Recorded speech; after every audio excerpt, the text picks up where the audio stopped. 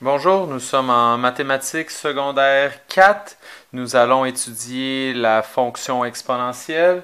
Cette capsule vidéo est destinée aux élèves de niveau CST.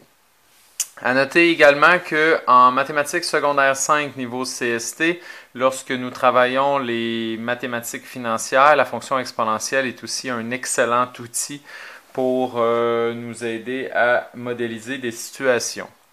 Mais pour le moment, concentrons-nous sur la fonction exponentielle. Peu importe qu'on soit en 4 ou en 5, cette fonction, présentons-la. La règle de la fonction exponentielle s'écrit sous la forme f de x est égal à a fois c à la x. Il y a beaucoup de nouveautés dans cette fonction. Premièrement, la lettre A est encore une fois un hasard. Le A n'est pas un taux de variation. Vous voyez, je l'ai mis dans la bulle ici, tout comme la fonction quadratique, la fonction du deuxième degré. Le A est un paramètre, est une lettre comme les autres. En fait, dans la fonction exponentielle, le A va davantage ou va plutôt représenter ce qu'on appelle l'ordonnée à l'origine, c'est-à-dire le point d'intersection entre la fonction et l'axe des Y. Donc ici, c'est comme un peu une valeur initiale pour la fonction du premier degré. Donc ça va être le rôle du A, 0,A. Le C, pour sa part, ça va être ce qu'on appelle la base. Bon, la base, ça ne veut pas dire grand-chose. Moi, je l'appelle souvent le pourcentage résiduel, pourcentage résiduel, ou encore le facteur multiplicatif. Également, on remarque que l'exposant est la variable ici. Et on a le résultat, le y, de l'autre côté. Bon, je pense qu'il n'y a rien de mieux qu'un exemple pour se représenter cette situation. On va commencer par la regarder dans une table de valeurs. À noter qu'ici, il y avait une petite erreur. Là, on voit la variable b. J'aurais dû mettre un c. J'ai comme une petite inquiétude. Ça se peut que dans point de mire, ils utilisent la lettre B au lieu du C ici. C'est simplement une lettre, là. Ça ne change rien. Peut-être qu'ils ont utilisé un B pour base. Bon, que ce soit un C, un B, ça ne change rien. Les raisonnements que je vais vous expliquer sont exactement les mêmes. Donc, si on voulait compléter une table de valeurs, ce qu'on va faire, on prend l'exemple 3 fois 2 exposant x. On remplace le x par plusieurs valeurs et on regarde les résultats en y. 3 fois 2 à la 0. 2 à la 0, ça fait 1, si vous avez oublié. Donc, 3 fois 1, ça fait 3. Donc, on voit que lorsque le x est à 0, le y est à 3. C'est pour ça, tantôt, que je vous parlais de valeur initiale. Lorsque le x est à 0, le y est à une certaine valeur, et cette valeur va toujours être équivalente au chiffre qui est devant la multiplication ici. Donc, le 3, le a, est la valeur initiale. Ensuite, 3 fois 2 à la 1. 3 fois 2, 6. Je remplace le x par 2. 2 à la 2, ça fait 4. 3 fois 4, 12. Je continue. 3 fois 2 à la 4. Je vous conseille de commencer par faire 2 à la 4 sur votre calculatrice. J'ai mis 4, mais c'est 3 que je voulais écrire. Je suis allé un petit peu trop vite. 2 à la 3, c'est 2 fois 2 fois 2, ça fait 8. 8 fois 3, 24. Si on veut faire le suivant, 3 fois 2 à la 4, 2 fois 2 fois 2 fois 2, ça fait 16. 16 fois 3, 48.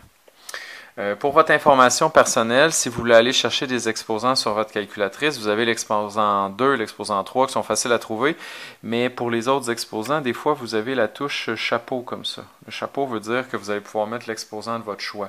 Fait que si par exemple, vous voulez créer 2 exposant 4, sur mon modèle à moi, j'écris 2 suivi du 4. Ou encore, une autre calculatrice ici, je ne sais pas si on va bien le voir, on va utiliser la touche qui est ici, YX. Mais vous allez voir sur l'affichage, il va mettre un chapeau. Donc si je veux faire 2, j'appuie sur ma touche. Vous voyez, il y a un chapeau, 4. Donc là, ce que je viens de faire, c'est 2 exposant 4. Ça fait, ça fait 16. Si je veux faire 2 exposant 7, 2 exposant 7, ça donne 128. Donc, il va falloir faire peut-être quelques manipulations sur votre calculatrice. Votre pitonneuse en bon français pour comprendre comment faire les exposants. Dans le pire des cas, vous pouvez toujours faire 2 fois 2 fois 2 fois 2 fois 2, je suis rendu à 5, à 6, à 7. Vous voyez, j'obtiens mon 128. Fait que tu peux vérifier ton calcul, puis après, ben, quand tu fais 2 exposants 7, voyons, c'est parce que je regarde dans la caméra au lieu de regarder directement. Puis là, 2 exposants 7, ça donne encore 128. Ça peut te prouver que tu fais le bon calcul pour être sûr que tu as la bonne touche. Donc là, on voit que ceci est une table de valeurs associée à au nouveau type de situation, c'est-à-dire l'exponentielle. Contrairement à la fonction du deuxième degré, on ne commence pas à 0, 0. Vous voyez, on a toujours une valeur initiale. L'exponentielle ne peut pas commencer à 0, 0. Donc, ça peut être un indice pour la différencier. L'autre particularité de l'exponentielle, c'est qu'on va avoir un facteur multiplicatif ici, là, ce dont je vous parlais tantôt, facteur multiplicatif. C'est que quand on va avancer dans le tableau, on va toujours multiplier par la même chose. Les Y, pardon, juste replacer mes feuilles, les Y sont toujours un certain nombre de fois plus grands. Vous voyez? 3, pour se rendre à 6, il faut faire fois 2. 6, pour se rendre à 12, il faut faire fois 2. 12 se rend à 24, il faut faire fois 2. 24 fois 2, 48. Comment je peux trouver les deux? Ici, on pouvait le faire mentalement, mais si ce n'est pas le cas, tu prends toujours ton chiffre d'en bas et tu le divises par le chiffre en haut. 6 divisé par 3, 2. 12 divisé par 6, 2. Et c'est la même chose pour les suivants. Le chiffre d'en bas est toujours 2 fois plus grand que le chiffre en haut, ce qui veut dire qu'on multiplie par 2. Donc, le chiffre que je viens de trouver, c'est ce que j'appelle le facteur multiplicatif. Je multiplie par une certaine valeur pour descendre dans mon tableau. Et c'est le chiffre qu'on va retrouver à la base de l'exposant. Parce qu'ici, là, quand j'ai multiplié par 2, j'ai multiplié par 2 une fois. Ici, j'ai multiplié par 2 deux fois.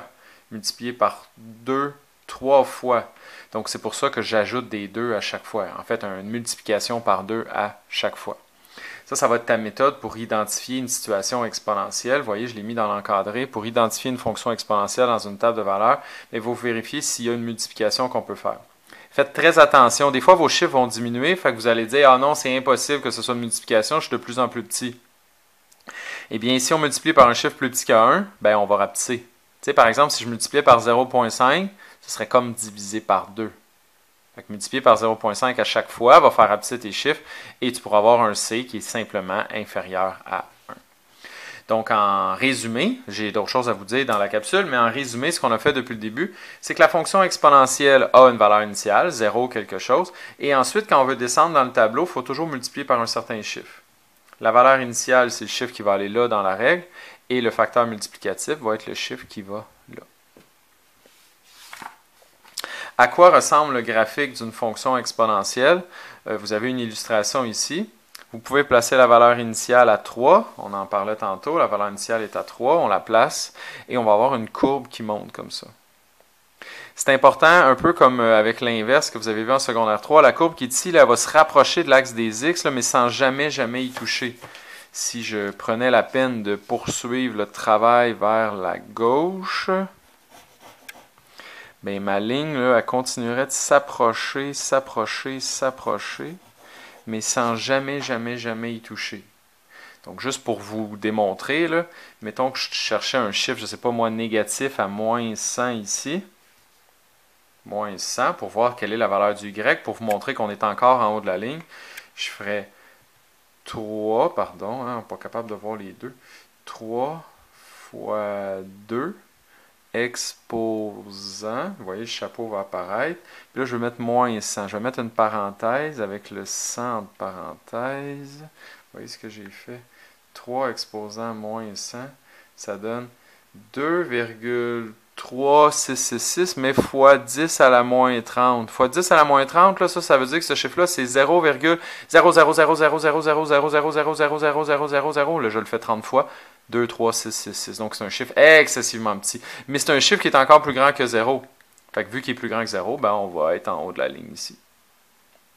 Puis même si j'essayais à moins 1000, ben là, à moins 1000, d'après moi, le chiffre va être trop petit, il ne rentrera pas, là, ça va être plus petit que 99, mais tu vas avoir 0,00, là, tu vas avoir beaucoup de zéros, puis éventuellement, tu vas avoir des valeurs, mais tu vas être encore supérieur à 0. Fait que ta ligne ne touchera jamais ici, mais elle va continuer à monter. Si jamais le facteur multiplicatif avait été plus petit que 1, on aurait eu des valeurs de plus en plus petites. Là, on aurait eu l'inverse. On serait parti très, très, très gros, puis on aurait rapetissé jusqu'à se rapprocher de la ligne de l'autre côté ici. Là. On va voir des exemples en temps et lieu.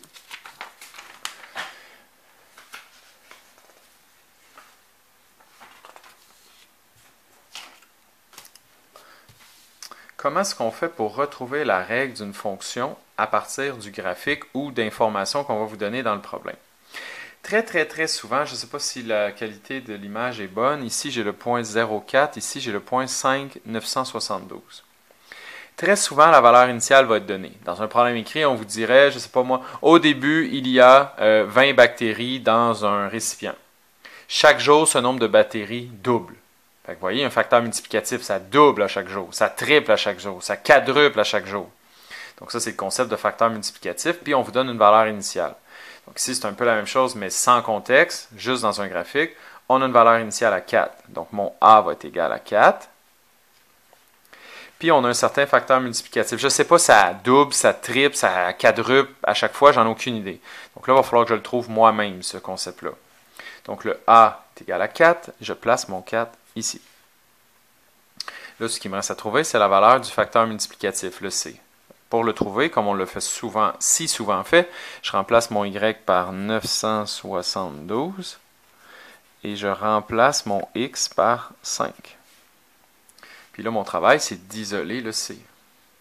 Donc, ce que je vais faire, premièrement, je vais enlever le 4 en divisant par 4. 972 divisé par 4, ça me donne 243. Je ne sais pas si vous le voyez. 972 divisé par 4, ça donne 243.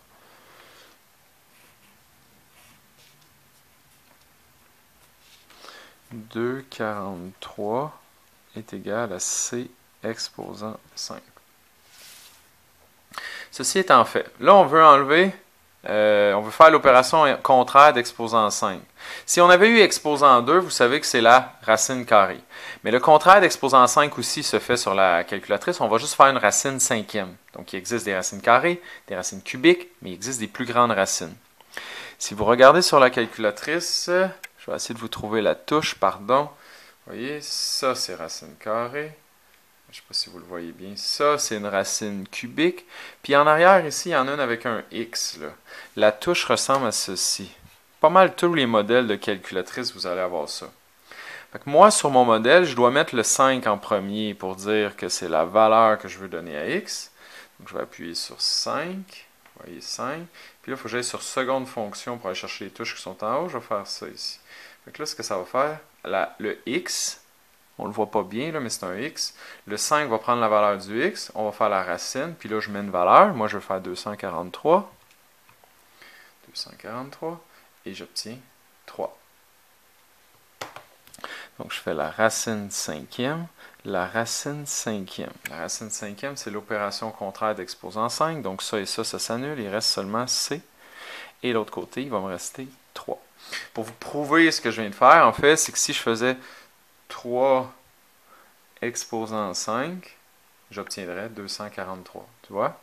3 exposant 5, ça donne 243. Fait que quand je fais la racine, je cherche quel est le nombre multiplié 5 fois par lui-même qui donne 243. Ben, c'est 3. La calculatrice va me le donner. Puis ce concept-là, ben, je peux le faire avec un 6, un 7, un 8. Je peux même le faire avec des chiffres à virgule. Je peux même le faire avec des chiffres négatifs. Je peux faire à peu près n'importe quoi avec ça. Fait que qu'est-ce que je viens de trouver? Je viens de trouver que ma règle va être f de x, attention un petit peu, est égal à 4 fois 5 exposant x. 4 fois 5 exposant x. Juste pour vous montrer.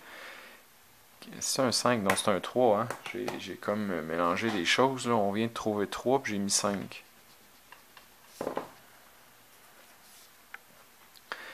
« 4 fois 3 exposant 5. » Vous voyez? J'ai remplacé mon x par 5. Il va falloir que je trouve la valeur 972 et j'obtiens 972. Ma formule fonctionne. Donc ça, c'est la règle d'une exponentielle. On en fait un deuxième. C'est ça, c'est nouveau. Il faut juste s'habituer à manipuler un peu, puis après, ben, c'est sûr que ça va aller mieux, là, mais il faut se donner une chance. Le A, c'est la valeur initiale. Ma valeur initiale est à moins 2. Donc, ma valeur initiale est à moins 2. Si je connais la valeur initiale, tout ce qui me manque après, c'est un couple. Je vais prendre ce couple, je le remplace, et je vais trouver la valeur du C. Je vois que c'est une exponentielle, ça se rapproche de la ligne sans y toucher, et après ça, ça descend de plus en plus vite. Je remplace le moins 128 ici. Et l'autre côté, je mets le 3. Donc, ça ressemble un petit peu à ce que je viens de faire. Je vais diviser par moins 2, diviser par moins 2. 128 divisé par 2, ça donne 64. Et là, ben, c'est un 3. Le contraire du 3, de l'exposant 3, c'est la racine cubique. C'est un petit peu plus facile. Mais on pourrait le refaire avec ce que je viens de vous montrer, hein, si jamais vous ne trouvez pas. Mais moi, je l'ai en haut ici. Là. Je sais que c'est petit, là, mais je l'ai là. Vous voyez, si je fais seconde fonction et ça, je vais l'avoir directement. 64. Donc, je cherche 3 fois le même chiffre multiplié par lui-même qui donne 64. Ma réponse est 4. Donc, ça veut dire quoi? Ça veut dire que ma règle va être f de x est égale à moins 2 fois 4 à la x. Moins 2 fois 4 à la x. Il faut toujours vérifier ma réponse. Hein? Je remplace mon 3, il faut que ça donne moins 128. Donc, ça va faire, je vais m'assurer que vous voyez ce que je fais. Moins 2 fois 4. Et je lui donne l'exposant que je voulais, le 3. Il faut que ça donne moins 128. Et j'obtiens moins 128. Ça démontre que ma formule est bonne. Une dernière fois. Valeur initiale, point sur l'axe des Y. La valeur est à 3. Là, ça vient mêlant, là, mais ici, là, on a comme une ligne. Là. Bon, on travaille en bas, c'est l'exemple 3. La valeur initiale est à 3. La valeur initiale est à 3. On cherche le facteur multiplicatif. Pour ce faire, je dois remplacer le couple qui est là. Mon Y est à 48. Et mon X est à moins 2. Même chose. On divise. On isole le C. C'est ça l'objectif. C'est juste que là, le C, c'est une base affectée d'un exposant. C'est pour ça que c'est un peu différent. Divise par 3, divise par 3. 48 divisé par 3, ça fait 16. Puis là, aussi bien farfelu que ça peut l'être, on peut faire la racine avec un négatif. Bon, il y a des méthodes mathématiques autres là, pour faire ça, là, mais cette stratégie fonctionne, puis la calculatrice, elle connaît la réponse. Donc, si on fait la racine avec le moins 2, ça va éliminer la racine, il va rester juste le C. Donc, de l'autre côté, ce qu'on va faire, c'est qu'on va mettre le moins 2 sur la calculatrice et on va lui dire, mets-le comme puissance de racine. Tu vois, il vient de me le faire. Puis il a mis les parenthèses. En mettant les parenthèses, je sais que le moins fait partie du chiffre qui m'intéresse pour la place du x. Si jamais il ne le met pas, je te conseille de le mettre. Si je l'avais mis moi-même au début, là, parce que je suis un petit gars prévoyant, puis je ne veux pas prendre de chance, tu vois, si je le mets moi-même au début, là, ce qu'il va faire, c'est qu'il va le mettre sur ma calculatrice, il le met en double. Mais si c'est en double, là, ça ne change absolument rien. Là. Une paire ou deux paires, si tu veux être sûr de ton coup. Pour moi, c'était inutile, là, mais le résultat, vu qu'il ne change pas, pourquoi pas? Puis là, je mets 16. Fait que je fais moins 2, 16, et j'obtiens 0,25. C'est normal que j'ai obtenu un chiffre plus petit que 1 parce que ça descend. Vous voyez? Quand on va avancer, là, on est toujours de plus en plus petit. Puis pour être de plus en plus petit, il faut multiplier par quelque chose qui est inférieur à 1. Fait que ma règle va être f de x est égal à, mon a est égal à 3 fois 0,25 à la x. Et voilà. Donc, qu'est-ce qu'on a fait? On résume. Je vous ai présenté un nouveau type de fonction, l'exponentielle. Le a n'est pas un taux de variation. Je le dis parce que c'est une erreur classique. Le a, pour l'exponentielle, c'est l'ordonnée à l'origine. La valeur du y quand le x est à 0. Le c, Plusieurs façons de l'appeler. Des fois, dans le cahier, il parle de base, j'en ai parlé. Pourcentage résiduel, j'en ai pas encore parlé, mais éventuellement, je vais faire des exercices où je vais utiliser cette expression. Jusqu'à maintenant, j'ai surtout parlé de facteur multiplicatif. Ça veut dire que chaque fois qu'on avance, comme dans l'exemple qui est ici, on était toujours 2 fois plus grand, 2 fois plus grand, 2 fois plus grand, 2 fois plus grand. Donc ça, là, ce que je viens de faire là, c'est une façon de valider qu'on a bel et bien une fonction exponentielle. Si tu divises les chiffres un par l'autre, il faut toujours que tu obtiennes la même chose pour que tu aies eu une multiplication en avançant dans ton tableau. Le graphique ressemble à ceci. On va aller vers le haut si le facteur multiplicatif est supérieur à 1. On irait vers le bas. Ça veut dire qu'on partirait en haut ici, on descendrait en se rapprochant de l'axe des x sans jamais y toucher si le facteur multiplicatif était inférieur à 1. Comment trouver la règle? Parce qu'on a souvent besoin d'une règle pour pouvoir faire des problèmes. Tu as besoin d'une valeur initiale, valeur initiale. Ensuite, on cherche le facteur multiplicatif. Pour trouver le facteur multiplicatif, on remplace un couple. Remplace le x, remplace le y. Remplace le x, remplace le y. On isole, on trouve le facteur multiplicatif. Là, vous faites attention, là, comme je vous disais, il y a la nouveauté qu'on peut faire des racines plus grandes que 2 et de 3. Et après, ben, tu mets ton a au début. Tu mets ton facteur multiplicatif après et tu as une règle. En espérant que cette capsule vidéo vous a aidé à mieux comprendre la matière, je vous remercie pour votre écoute et bon travail.